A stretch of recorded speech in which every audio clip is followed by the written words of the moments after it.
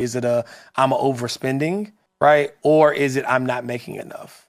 Most people, when they see it, they're in shock. It's like, oh, like I didn't realize I was spending $700 a month on Amazon. And then sometimes it's like, well, what else can I do? It's like, I mean, I'm only spending $200 a month on groceries. Like there's really nothing else that I can do to cut if I don't have a surplus, even though I'm only spending X amount of dollars.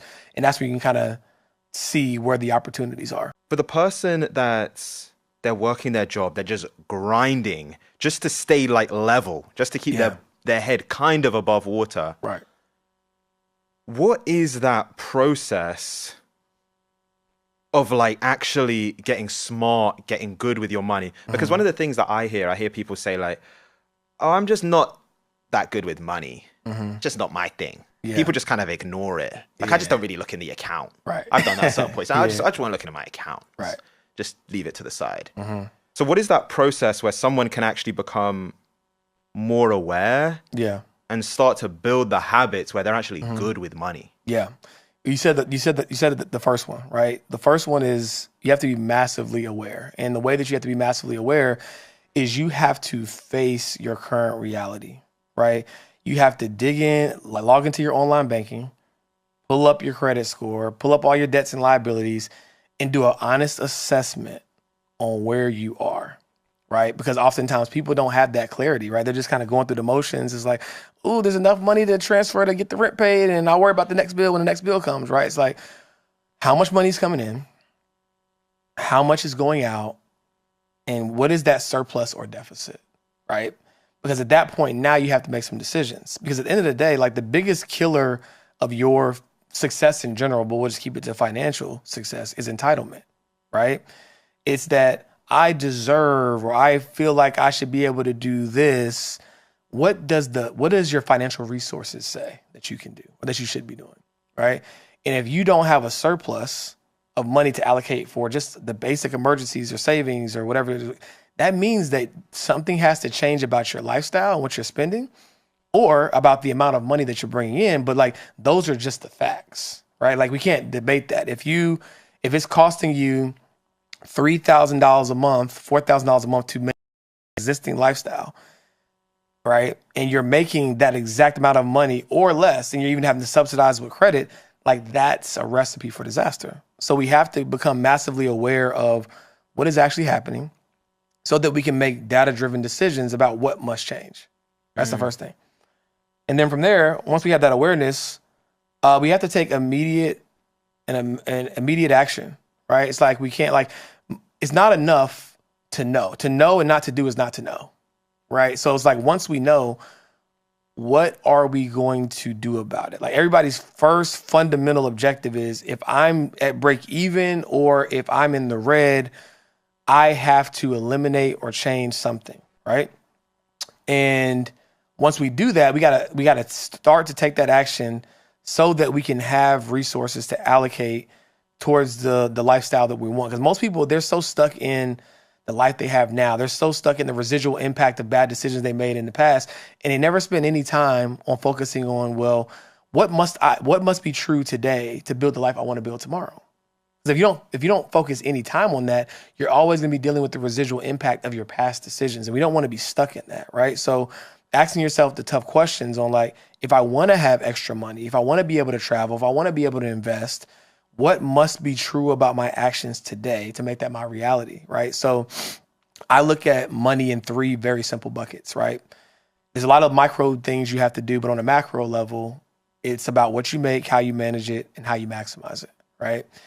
And I remember in the early days of financial advising, sometimes I would go through people's budgets and they would say, what do I need to cut? What do I need to cut? And sometimes what I realized, I was like, you actually don't need to cut much, right? You need to turn up the lever of the money that you make, right? Like that's your greatest lever, right? It's much easier to make an extra $10,000 than it is to get your money to make you $10,000, right? Or produce $10,000. Not when I say easier, I mean like you have more control in the short run to be able to make that happen, if that makes sense, right?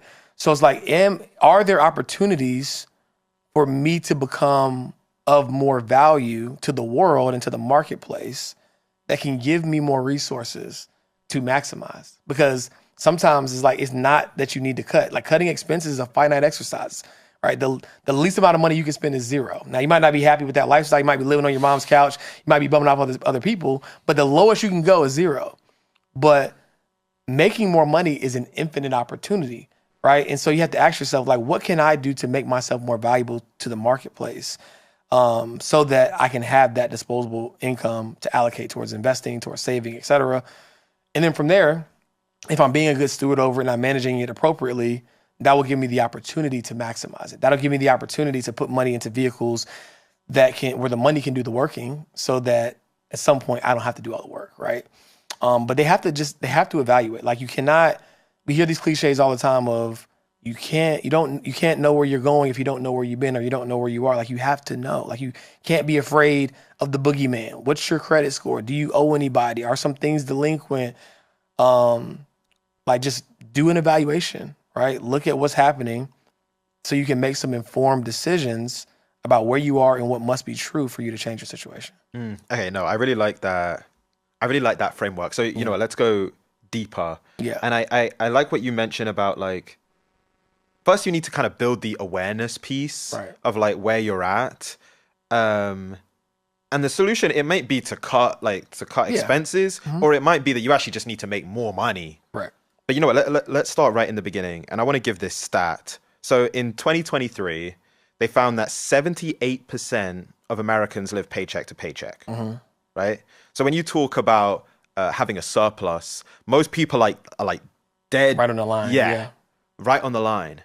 And so I want to go deeper so this is really actionable for people. I open Excel or Google Sheets and I start, almost like itemizing the list. Like I start writing out the expenses and what I'm bringing in. Even when you're working with clients, what is the next step after that? Like, how are you even figuring out, actually, like your expenses are pretty good? Yeah. Because I'm assuming there's people that have different sort of problems. So how do I know if I need to cut more or if it's actually just I'm not making enough money? Yeah.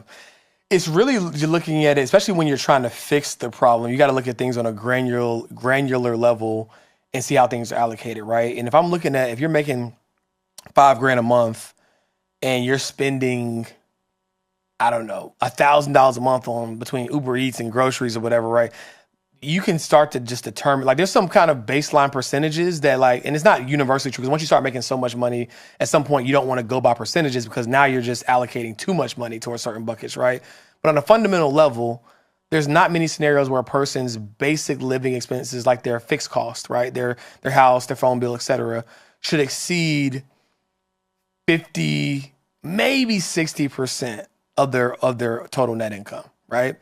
And if we're seeing that you're above that, right, then it's like, okay, well, that's an indicator that we need to evaluate. But if we're seeing that you're above that, but it's simply because, oh man, like you're only spending $200 a month on groceries, but like you make $4,000, right? Now we're seeing that the issue is the income problem. So you can kind of like look at a balance of, well, how much money they're making relative to what's considered reasonable or normal, and how is that allocated relative to the expenses that they have. And you're kind of able to back into, is it I'm overspending, right? Or is it I'm not making enough, right? It's usually pretty glaringly evident because most people, when they see it, they're in shock. It's like, oh, like I didn't realize I was spending $700 a month on Amazon, right? That like the things tend to be kind of glaringly evident once you get clear. And then sometimes it's like, well, what else can I do? It's like, I mean, I'm only spending $200 a month on groceries. Like, there's really nothing else that I can do to cut if I don't have a surplus, even though I'm only spending X amount of dollars.